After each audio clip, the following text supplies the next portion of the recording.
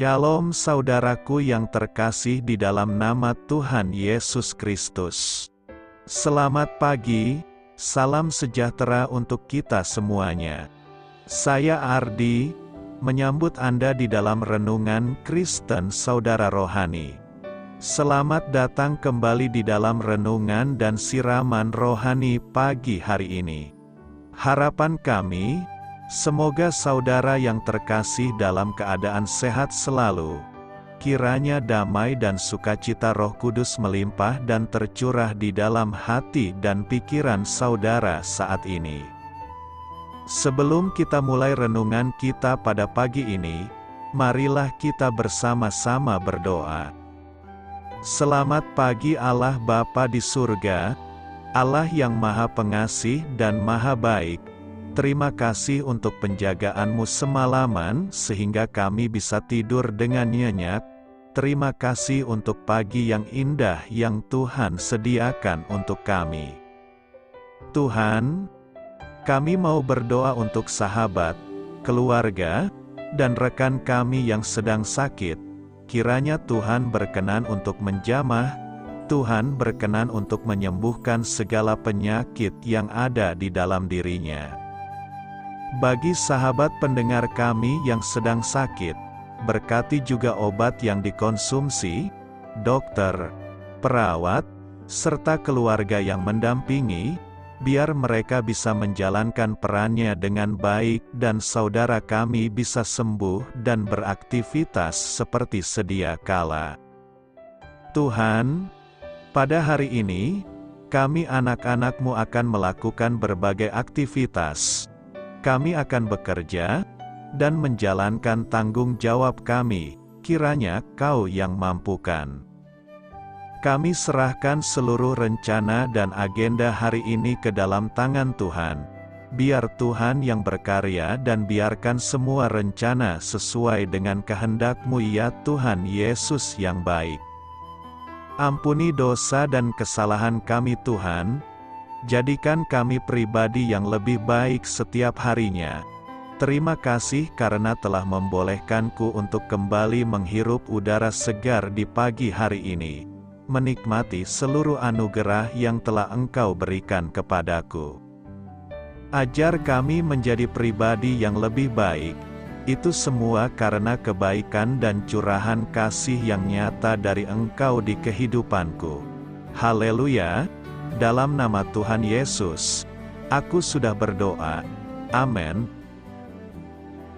Sahabat pendengar saudara rohani, pembacaan ayat emas Alkitab renungan kita hari ini terambil dari kitab Matius 13 ayat 1 sampai dengan ayat 8 dan ayat 18 sampai dengan ayat 23. Perumpamaan tentang seorang penabur. Pada hari itu keluarlah Yesus dari rumah itu dan duduk di tepi danau. Maka datanglah orang banyak berbondong-bondong lalu mengerumuni Dia, sehingga Ia naik ke perahu dan duduk di situ. Sedangkan orang banyak semuanya berdiri di pantai. Dan Ia mengucapkan banyak hal dalam perumpamaan kepada mereka. Katanya, adalah seorang penabur keluar untuk menabur. Pada waktu ia menabur, sebagian benih itu jatuh di pinggir jalan. Lalu datanglah burung dan memakannya sampai habis. Sebagian jatuh di tanah yang berbatu-batu, yang tidak banyak tanahnya. Lalu benih itu pun segera tumbuh, karena tanahnya tipis. Tetapi sesudah matahari terbit, layulah ia dan menjadi kering karena tidak berakar. Sebagian lagi jatuh di tengah semak duri, lalu makin besarlah semak itu dan menghimpitnya sampai mati. Dan sebagian jatuh di tanah yang baik lalu berbuah, ada yang 100 kali lipat, ada yang 60 kali lipat, ada yang 30 kali lipat. Karena itu, dengarlah arti perumpamaan penabur itu. Kepada setiap orang yang mendengar firman tentang kerajaan sorga, tetapi tidak mengertinya, datanglah si jahat dan merampas yang ditaburkan dalam hati orang itu. Itulah benih yang ditaburkan di pinggir jalan. benih yang ditaburkan di tanah yang berbatu-batu ialah orang yang mendengar firman itu dan segera menerimanya dengan gembira. Tetapi ia tidak berakar dan tahan sebentar saja. Apabila datang penindasan atau penganiayaan karena firman itu, orang itu pun segera murtad. Yang ditaburkan di tengah semak duri ialah orang yang mendengar firman itu. Lalu kekhawatiran dunia ini dan tipu daya kekayaan menghimpit firman itu sehingga tidak berbuah. Yang ditaburkan di tanah yang baik ialah orang yang mendengar firman itu dan mengerti. Dan karena itu ia berbuah. Ada yang 100 kali lipat, ada yang 60 kali lipat, ada yang 30 kali lipat. Ayat renungan kita pada pagi hari ini terambil dari kitab Matius 13 ayat 1 sampai dengan ayat 8 dan ayat 18 sampai dengan ayat 23. Inti dari ayat emas renungan kita adalah, mereka mendengar firman itu, lalu kekhawatiran dunia ini menghimpit firman itu sehingga tidak berbuah. Mari kita mulai renungan pagi kita. Kata-kata bijak yang dapat kita petik adalah mencabut ilalang kekhawatiran. Renungan kita pada hari ini ditulis dan disusun oleh Katara Patton. Mari kita mulai kisah inspiratif. Setelah menanam beberapa benih dalam sebuah pot di halaman belakang rumah, saya menunggu-nunggu untuk melihat hasilnya. Karena membaca bahwa benih-benih tersebut akan bertunas dalam 10 hingga 14 hari, saya jadi sering memeriksa keadaan saat menyirami tanahnya. Tak lama kemudian, saya melihat beberapa daun berwarna hijau menyembul dari tanah. Namun, kegembiraan saya langsung buyar ketika suami saya memberitahu bahwa itu hanya ilalang. Ia mendorong saya untuk segera mencabut ilalang itu agar tidak mengimpit tanaman saya. Yesus juga mengatakan tentang pentingnya menangani penyusup yang bisa menghambat pertumbuhan rohani kita. Dia menjelaskan sebagian perumpamaannya demikian, ketika seorang penabur menaburkan benih, sebagian jatuh di tengah semak duri, lalu makin besarlah semak itu dan menghimpitnya sampai mati.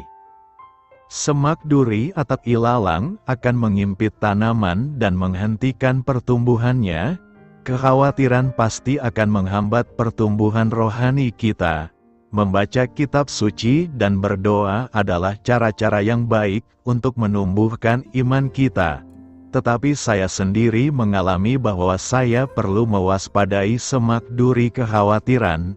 Semak duri itu akan menghimpit firman kebenaran yang telah ditanamkan dalam diri saya, sehingga saya diseret untuk berfokus pada kemungkinan terburuk yang bisa saya pikirkan. Buah roh, seperti yang kita temukan dalam Alkitab, mencakup hal-hal seperti kasih, sukacita, damai sejahtera.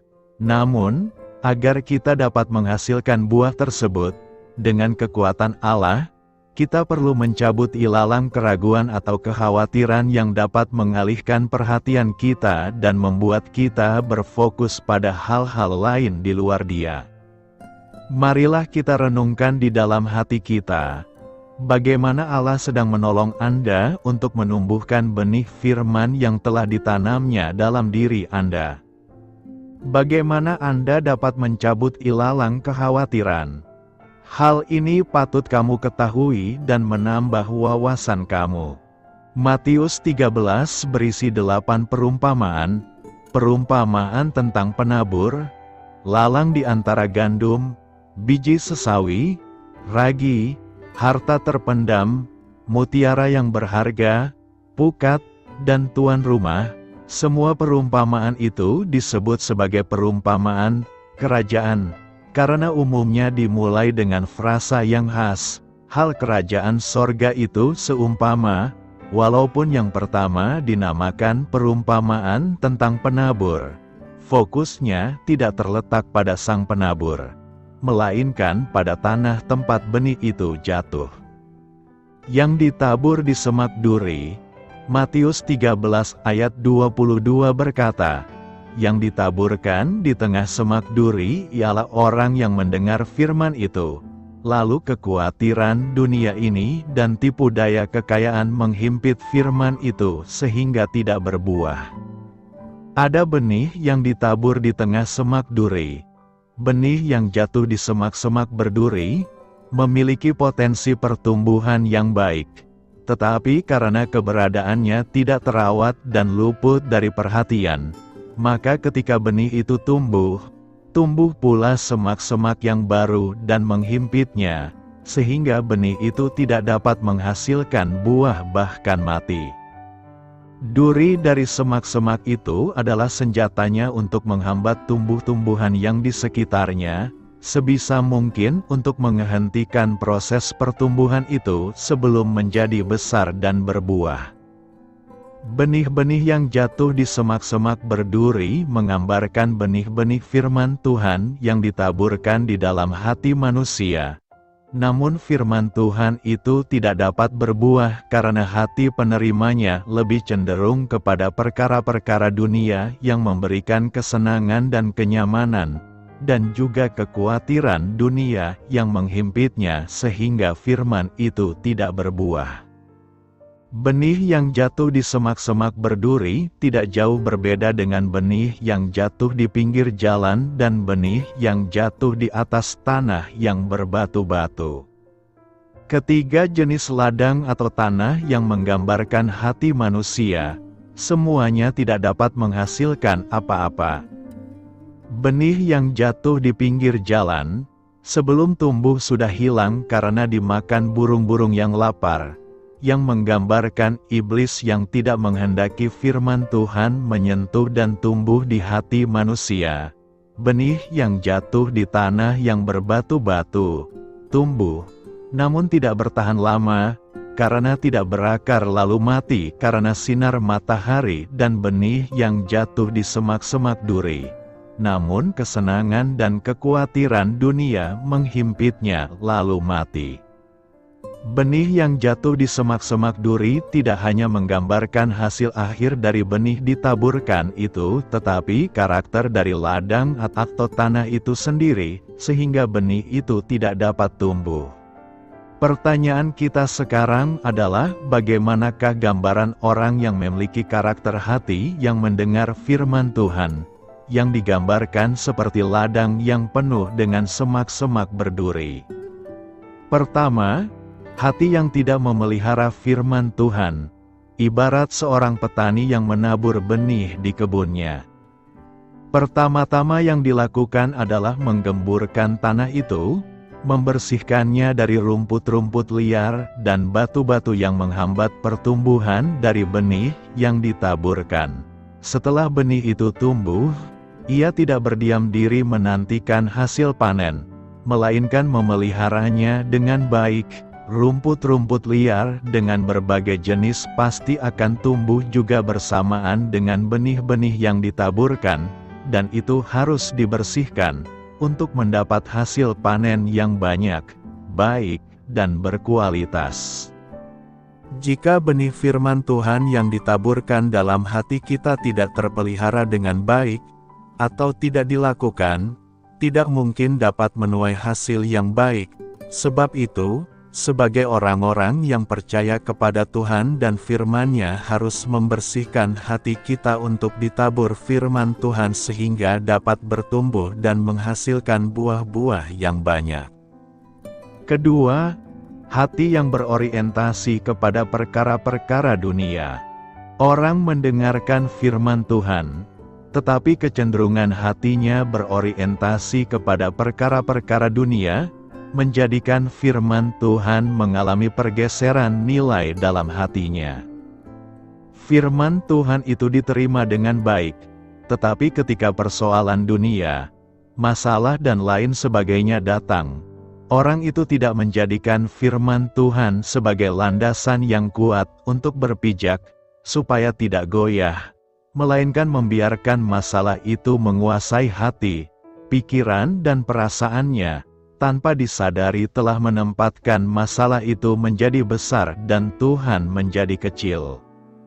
Ladang yang penuh dengan semak duri menggambarkan karakter hati manusia yang tidak memelihara firman Tuhan dalam hatinya dan selalu berorientasi kepada masalah dan keinginan-keinginan duniawi, sehingga firman Tuhan tidak dapat menghasilkan buah, terhimpit dengan kesenangan dan kemewahan yang ditawarkan oleh dunia. Hati yang demikian tidak akan mengalami pembaharuan dan pertumbuhan. Ia akan cenderung kepada cinta diri yang berlebihan dan mengabaikan kehendak dan perintah-perintah Tuhan. Karena itu, hindarilah karakter benih yang tumbuh di semak duri dan berjuanglah menjadi tanah yang subur, agar firman Tuhan itu tumbuh subur dan menghasilkan buah yang baik. Firman Tuhan memberikan sukacita. Hari ini kita memasuki Minggu Estomihi yang artinya, jadilah bagiku gunung batu tempat perlindungan. Saiho Magabe Partanobatoan di Ahu. Dan dalam minggu ini kita akan membahas tema, Firman Tuhan memberikan sukacita. Kuasa firman Tuhan sungguh berdampak dalam kehidupan setiap orang, baik yang percaya maupun yang tidak mempercayainya. Sebab, bagi yang percaya, maka mereka akan menerima setiap janji-janji Tuhan yang terkandung dalam firman-Nya. Sebaliknya, bagi mereka yang tidak percaya, konsekuensi berbeda dari firman Tuhanlah yang akan mereka terima. Kuasa firman-Nya juga berdampak dalam alam semesta serta perjalanan sejarah bangsa-bangsa. Dan bukan hanya bangsa, namun secara pribadi, kuasa firman Tuhan berdampak dalam perjalanan sejarah kehidupan kita. Firman-Nya ya dan amin, mengandung kepastian, janji dan harapan akan kenyataan. Tidak pernah akan kembali kepadanya, karena firman yang sudah Ia ucapkan tidak akan pernah berubah. Namun kekal, tak akan kembali padanya. Karena Tuhan adalah setia kepada janji-Nya, firman itu akan mengerjakan apa yang diperintahkan. Bagi kitalah firman Tuhan itu, yang akan memberikan kehidupan dan berkat rohani dalam hidup kita sekarang ini dan nanti. Percayalah kepada firman Tuhan, maka hidup kita akan penuh sukacita dan kebahagiaan bersama Kristus Yesus Tuhan kita. Kita bisa saja mengatakan, mana mungkin kami bersukacita di tengah pandemi COVID-19 ini? Pertanyaan yang sama juga dihadapi umat Israel kala itu. Jika kita perhatikan ayat 12 dan 13, kita pasti bertanya berangkat kemana umat Israel, padahal mereka masih dalam keadaan pembuangan. Mana mungkin ada sukacita, mana mungkin ada pohon sanobar, pohon murad, karena yang mereka lihat dan rasakan kala itu cuma semak duri dan kecubung. 70 tahun lamanya Israel dibuang ke negeri asing dan di sana mereka betul-betul bergumul dengan kalimat kemasyhuran Tuhan. Firman Tuhan memberikan sukacita bukan berarti kita telah keluar dari masalah dan pergumulan yang sedang kita hadapi. Tetapi yang terjadi adalah Tuhan memberikan kita kekuatan menghadapi dan menjalani pergumulan itu dengan sukacita. Artinya, kita masih tetap berada dan tinggal di tengah-tengah pergumulan itu, tetapi kita tidak takut lagi menghadapinya. Melainkan kita sudah kuat dan sanggup hidup bersama pergumulan itu dengan sukacita. Pertanyaan kita sekarang adalah bagaimanakah cara kita agar firman Tuhan itu membawa sukacita bagi kita? Pertama, sampaikanlah firman Tuhan itu kepada siapapun. Jika Tuhan berfirman, maka akan terjadi seperti yang difirmankannya. Jika kita menyampaikan dan memberitakan firman Tuhan itu kepada orang lain, maka akan terjadi juga sesuai dengan isi firman Tuhan itu. Artinya, sekali firman Tuhan diberitakan, maka tidak akan kembali dengan sia-sia, tetapi ia akan melaksanakan apa yang dikehendaki Allah dan akan berhasil. Hal itu ditegaskan oleh Yesaya dalam nas hari ini bahwa setiap firman yang keluar dari mulut Tuhan tidak akan kembali dengan sia-sia, melainkan akan melaksanakan apa yang dikehendakinya. Luar biasa. Karenanya jangan pernah menganggap remeh atau sepele ayat-ayat firman Tuhan. Ketika kita perkatakan firman, maka Yesus atau Sang Firman yang hidup akan bekerja dan membuat firman yang kita perkatakan bermanifestasi dalam kehidupan kita. Percayalah bahwa firman Tuhan yang kita ucapkan tidak akan sia-sia meluap di udara begitu saja, tetapi ia sanggup merubah segala hal bahkan yang terlihat tak masuk akal. Percayalah bahwa firman yang keluar dari mulut kita akan melaksanakan dan berhasil dalam membuat apa yang kita ucapkan menjadi sesuatu yang nyata. Oleh karena itu, biasakan diri kita untuk mengucapkan berkat bukan kutuk, kesembuhan bukan sakit penyakit, optimis bukan pesimis, kemenangan bukan kekalahan, pengharapan bukan putus asa, sukacita bukan duka cita. Sebagai anak Allah, ada kuasa dalam kata-kata yang keluar dari mulut kita. Disadari atau tidak, posisi di mana kita berada sekarang sangat ditentukan oleh perkataan-perkataan yang telah dan sering kita ucapkan sebelumnya. Kata-kata kita akan dan telah mengantarkan kita pada realita yang sesuai dengan apa yang kita perkatakan. Untuk itu biasakan diri kita untuk memperkatakan semua yang benar, semua yang mulia, semua yang adil, semua yang suci, semua yang manis, semua yang sedap didengar, semua yang disebut kebajikan dan patut dipuji. Kedua, firman Tuhan itu akan mengubah hidup kita. Firman Tuhan itu tidak seperti kata-kata biasa. Firman Tuhan itu hidup. Ketika Tuhan berbicara, terjadi perubahan. Segala sesuatu di sekitar kita, semua ciptaan ada karena Tuhan berfirman. Alkitab firman Tuhan jauh lebih besar dari sekedar buku panduan pengajaran.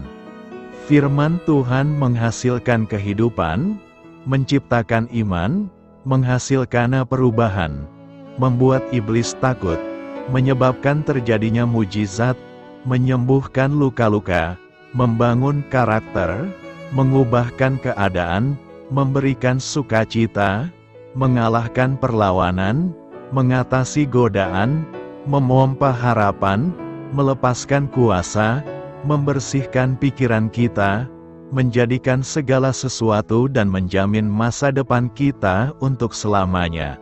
Oleh sebab itu, kita tidak dapat hidup tanpa firman Tuhan. Ketiga, firman Tuhan tidak akan kembali dengan sia-sia, tetapi setiap firman yang diucapkan Tuhan akan berhasil dan menjadi nyata. Tuhan telah berfirman bahwa Ia akan membebaskan umat-Nya dari perbudakan Babel, dan akan menghantarkannya ke tanah perjanjian kepada nenek moyang bangsa Israel, dan di sana mereka akan membangun kembali Yerusalem. Dan benar, janji itu digenapi. Bangsa Israel dibebaskan dan dihantar dengan damai. Firman Tuhan benar-benar berkuasa untuk menciptakan dan menyelamatkan. Setiap firman Tuhan yang kita baca dan sampaikan tidak akan kembali dengan sia-sia.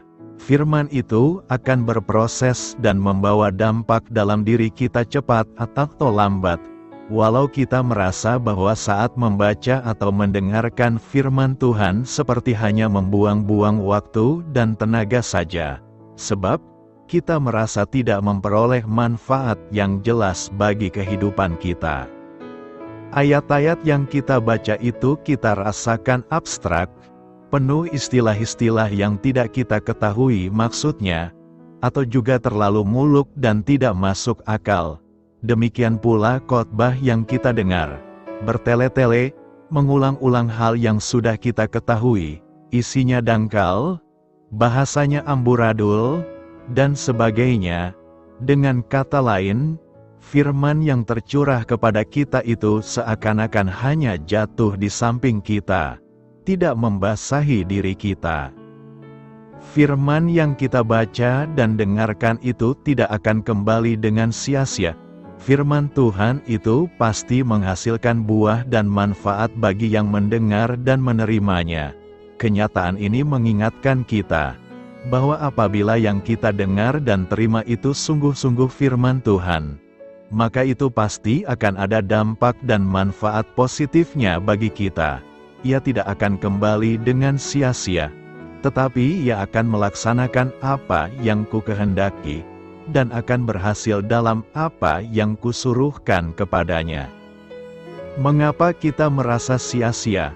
Hal itu sering terjadi karena kita, dalam upaya memahami firman yang sampai pada kita itu, sudah terlebih dahulu menentukan sendiri pesan atau manfaat apa yang seharusnya ada dalam firman tersebut.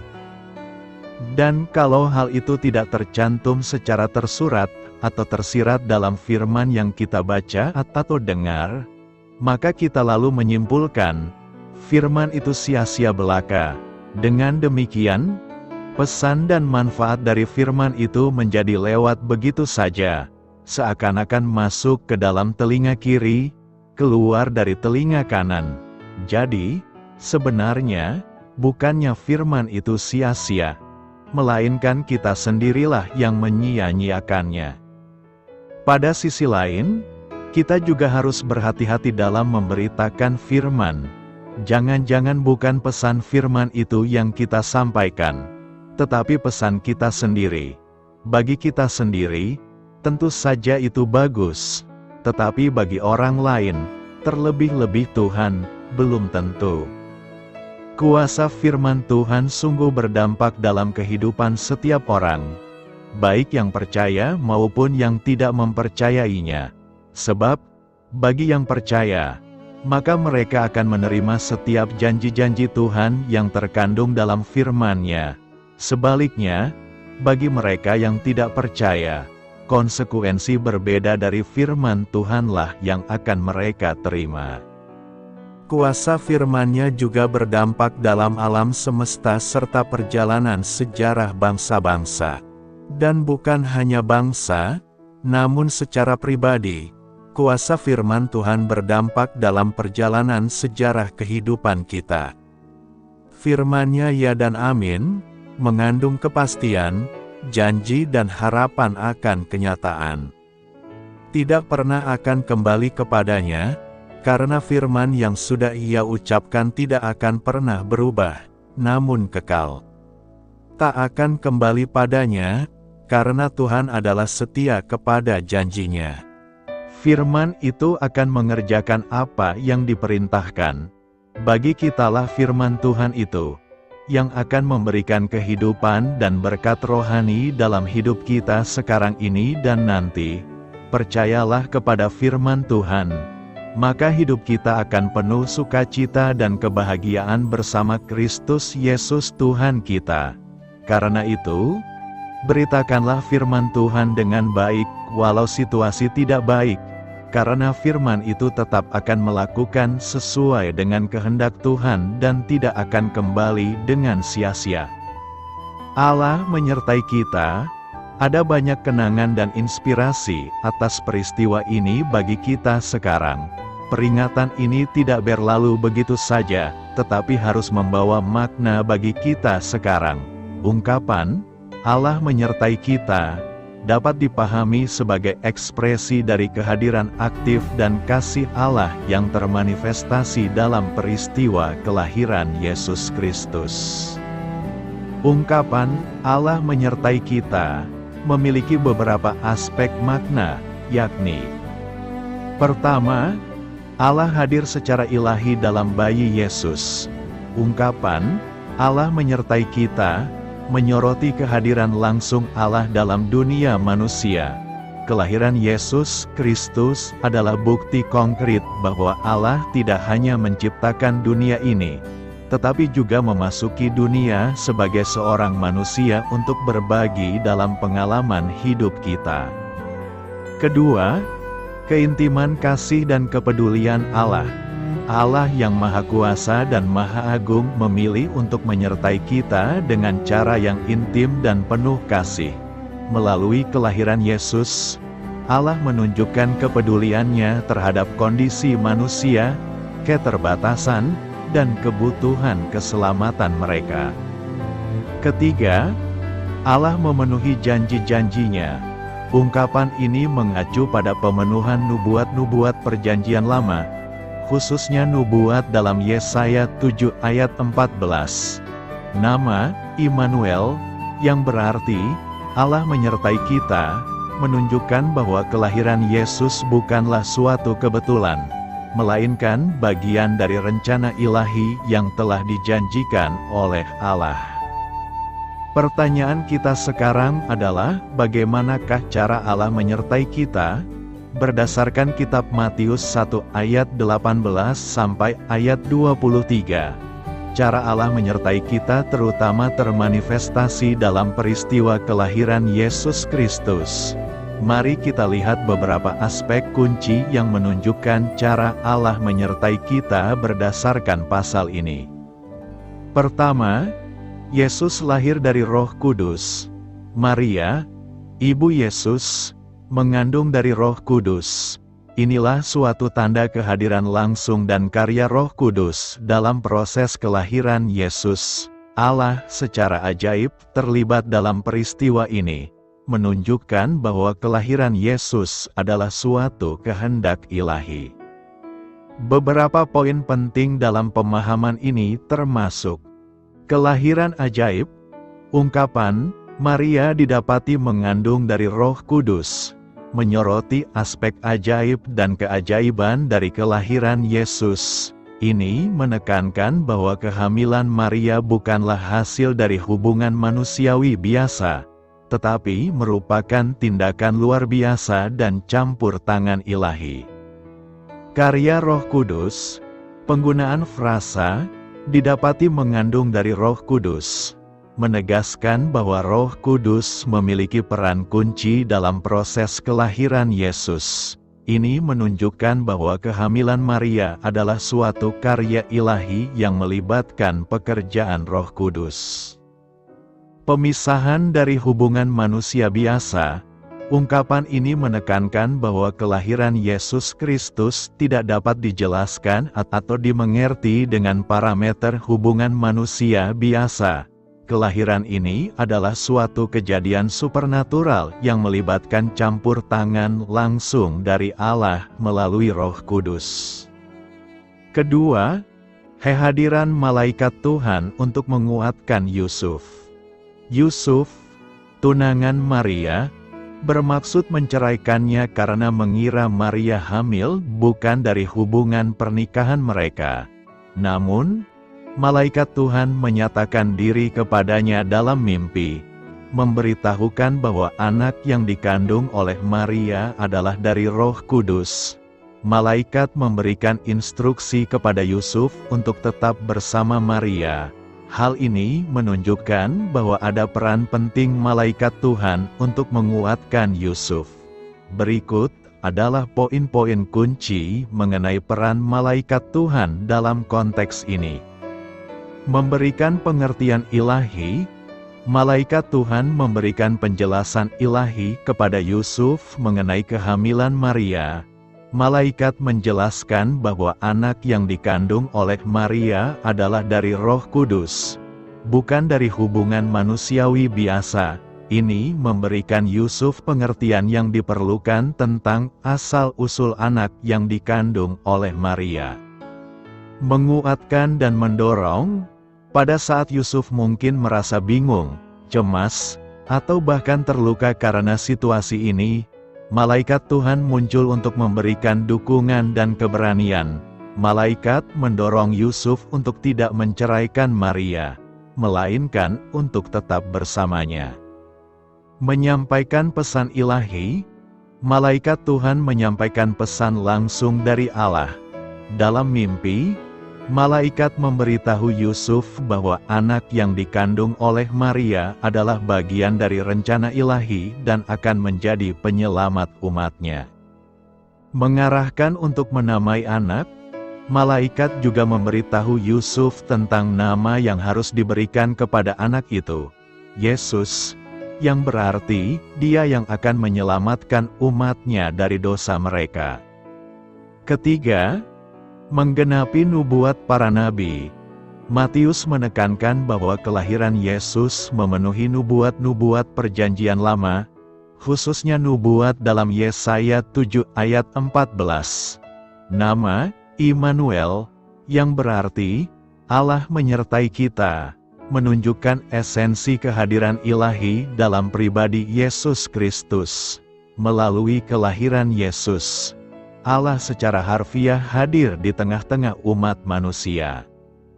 Keempat, membebaskan manusia dari dosa. Dalam konteks Injil Matius, pernyataan, Ia akan menyelamatkan umatnya dari dosa mereka, menyoroti peran Yesus sebagai juru selamat yang datang untuk memberikan pembebasan dan pengampunan dosa. Dengan demikian, kehadiran Allah dalam Yesus membawa keselamatan spiritual bagi umat manusia. Apa yang hendak kita renungkan hari ini? Perenungan dari pernyataan penulis kitab Matius 1 ayat 18 sampai dengan ayat 23, yang membahas tema, Allah menyertai kita, dapat melibatkan pemahaman mendalam tentang kehadiran ilahi, kasih Allah, dan arti keselamatan dalam konteks kelahiran Yesus Kristus. Berikut adalah beberapa perenungan yang mungkin muncul. Pertama, kehadiran ilahi yang ajaib. Pemahaman bahwa Yesus lahir dari seorang perawan melalui perbuatan Roh Kudus menegaskan keajaiban kehadiran ilahi. Peristiwa ini memperlihatkan bahwa rencana Allah seringkali melibatkan elemen-elemen yang luar biasa dan di luar nalar manusia. Kedua, kasih dan kepedulian Allah akan umat manusia. Kelahiran Yesus menunjukkan kasih dan kepedulian Allah terhadap umat manusia. Allah tidak hanya menciptakan dunia ini, tetapi juga memilih untuk memasuki kehidupan manusia dengan cara yang sangat pribadi melalui kelahiran sebagai seorang bayi. Ketiga, pemenuhan janji Allah. Pemenuhan nubuat-nubuat perjanjian lama dalam kelahiran Yesus menyoroti keandalan janji-janji Allah. Ini menjadi dorongan untuk mempercayai bahwa Allah setia dalam memenuhi rencananya dan bahwa kita dapat mengandalkan janji-janjinya. Keempat, kelahiran Yesus hendak membebaskan manusia dari dosa. Pernyataan bahwa Yesus akan menyelamatkan umatnya dari dosa membawa perenungan mengenai makna keselamatan. Kelahiran Yesus Kristus bukan hanya peristiwa sejarah, tetapi juga langkah penting dalam rencana Allah untuk memberikan pembebasan dari dosa dan memulihkan hubungan manusia dengannya. Perenungan atas teks ini dapat memperdalam pengalaman spiritual, menguatkan iman, dan membawa pengertian tentang betapa besar kasih dan kehadiran Allah dalam hidup kita. Karena itu, khotbah ini menjadi panggilan untuk meresapi sebagai peristiwa kelahiran Sang Juru Selamat, yang membawa damai dan keselamatan kepada umat manusia. Apa yang dimaksud dengan perumpamaan seorang penabur?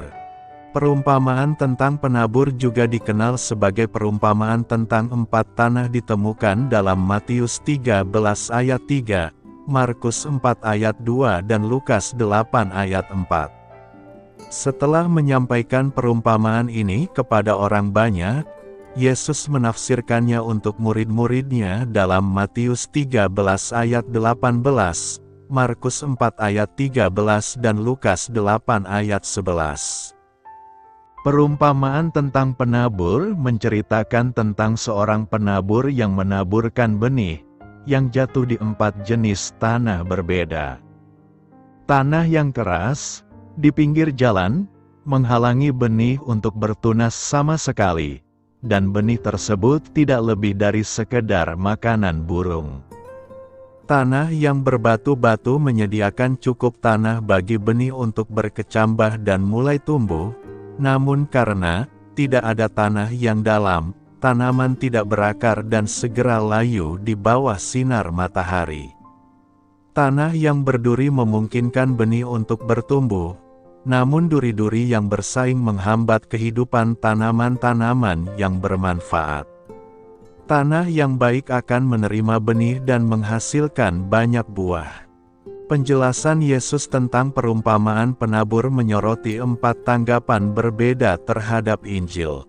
Benih itu adalah firman kerajaan. Tanah yang keras melambangkan seseorang yang dikeraskan oleh dosa. Dia mendengar tetapi tidak memahami firman, dan setan mengambil pesan itu, membuat hati menjadi tumpul dan menghalangi firman untuk memberi kesan. Tanah yang berbatu-batu menggambarkan seseorang yang mengaku senang dengan firman, namun hatinya tidak berubah, dan ketika masalah muncul, apa yang disebut keyakinannya dengan cepat lenyap. Tanah yang berduri menggambarkan seseorang yang tampaknya menerima firman, namun hatinya penuh dengan kekayaan, kesenangan, dan nafsu. Hal-hal duniawi menyita waktu dan perhatiannya dari firman, dan akhirnya dia tidak punya waktu untuk itu. Tanah yang baik menggambarkan orang yang mendengar, memahami, dan menerima firman dan kemudian membiarkan firman mencapai hasilnya dalam hidupnya. Manusia yang dilambangkan dengan tanah yang baik adalah satu-satunya dari 4 orang yang benar-benar diselamatkan, karena bukti keselamatan adalah buahnya. Untuk meringkas inti dari perumpamaan penabur, penerimaan seseorang terhadap firman Tuhan ditentukan oleh kondisi hatinya. Pelajaran kedua adalah, keselamatan lebih dari sekadar mendengarkan Injil secara dangkal, meskipun penuh sukacita. Seseorang yang benar-benar diselamatkan akan membuktikannya. Semoga iman dan hidup kita menjadi teladan tentang tanah yang subur dalam perumpamaan seorang penabur. Doa saya menyertai saudara sekalian. Marilah kita menyampaikan doa syafaat. Bapa Surgawi, ingatkanlah aku untuk sering-sering mencabut ilalang dalam diriku, dengan membuang kekhawatiran dan pikiran penuh tipu daya, supaya aku dapat bertumbuh dan berbuah di dalam-Mu. Amin. Sampaikan harapan dan permintaan saudara kepada Tuhan.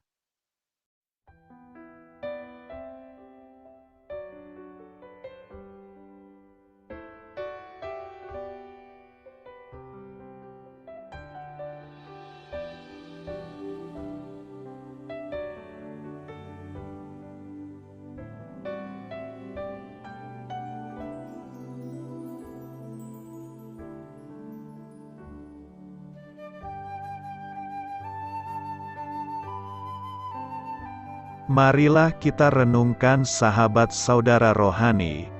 Demikianlah renungan firman Tuhan pagi hari ini.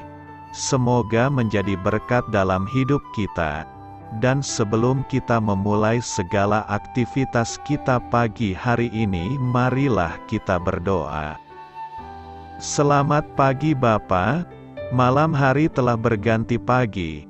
Kehidupan baru telah Engkau berikan kembali bagi kami. Bapa Surgawi, tolonglah aku menyadari kebutuhan orang lain, supaya aku dapat membagikan apa yang telah Engkau berikan kepadaku. Pada saat aku membutuhkan, berilah aku keyakinan bahwa Engkau akan mencukupkanku, melalui orang-orang yang mengasihi-Mu, bukan karena kami pantas atau layak, namun karena kasih karunia-Mu kami boleh ada, sebagaimana kami ada di pagi hari ini.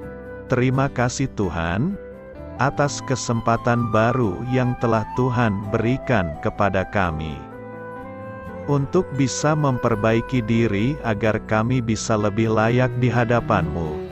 Hari ini kami serahkan semua perkara dan kesulitan yang akan kami lalui ke dalam tangan-Mu. Biarkanlah kami bisa memuliakan-Mu dalam segala aktivitas yang akan kami lakukan. Amin.